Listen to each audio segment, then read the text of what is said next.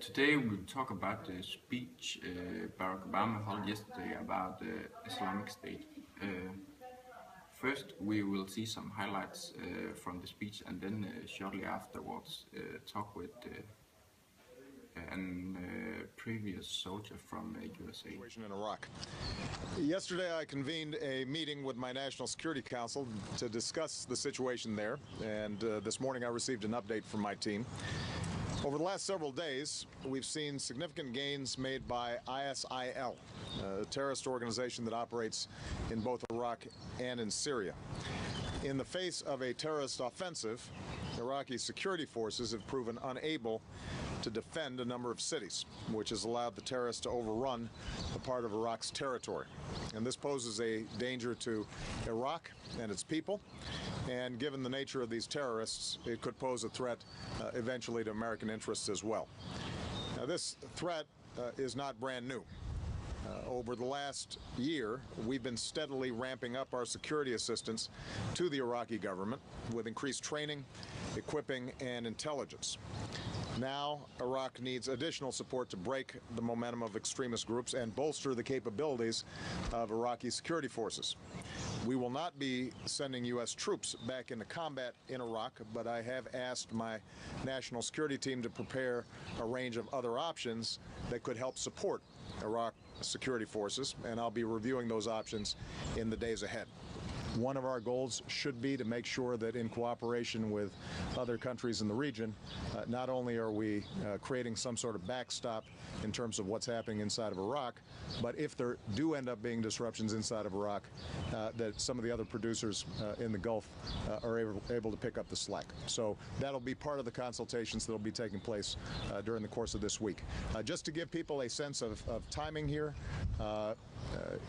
although events on the ground in Iraq have been happening very quickly, our ability to plan, whether it's military action or work with the Iraqi government on some of these political issues, is going to take several days. So people should not anticipate that this is something that is going to happen overnight. We want to make sure that we have good eyes on the situation there.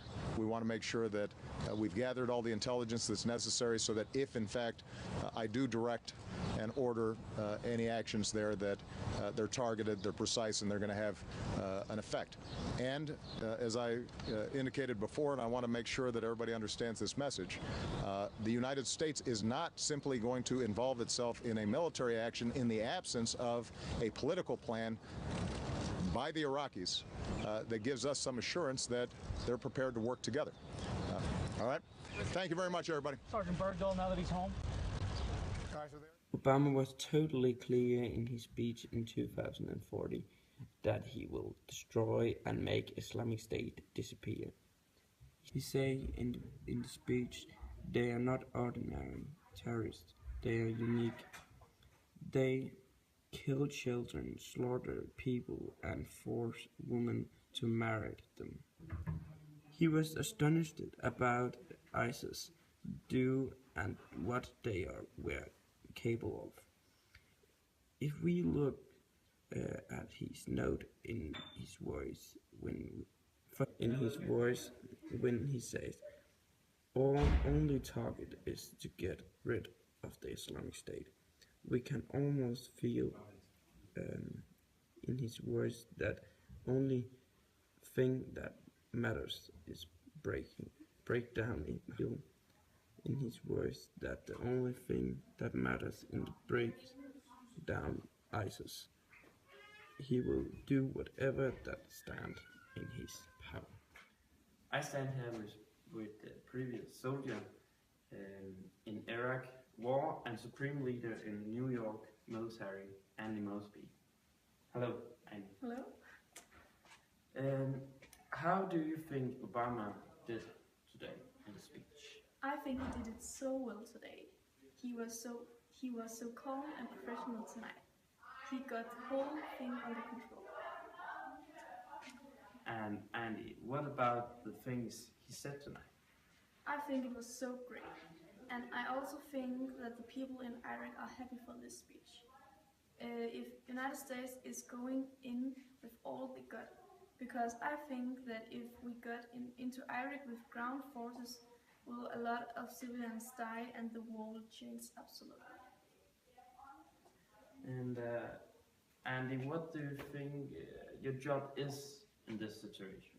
My job is to save the Iraq and Syrian people from the non-Islamic groups ISIS and get my soldiers and United States home in safety. Fine, that's right. My name is Shaima and I'm 46 and live in Iraq.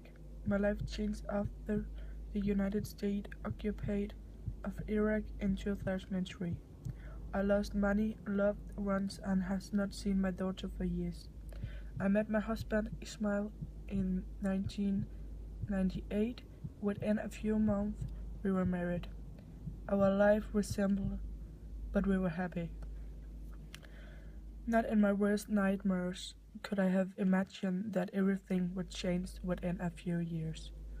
Shortly after the US invasion of Iraq, Ismail decided to join a military.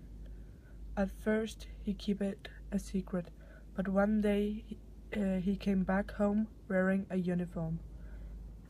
I realized that my husband had something to do with the murder of Mustafa. I was locked by my husband in a room without food and water for days. But the worst part was when Ismail took Jasmine, who was 6 at the time, to live with his mother and father. In 2008, Ismail ended the marriage and forced me out of the house, but keep our daughter. My husband was a good man before the war, but the war changed him. He became a mean husband. He took my child away, and he wouldn't let me see her. It has been 8 years since I last saw my daughter. I don't even have a picture of her. She's 16 now, and I don't know what she looks like. Now you have got an inside look into the war in Syria and Iraq.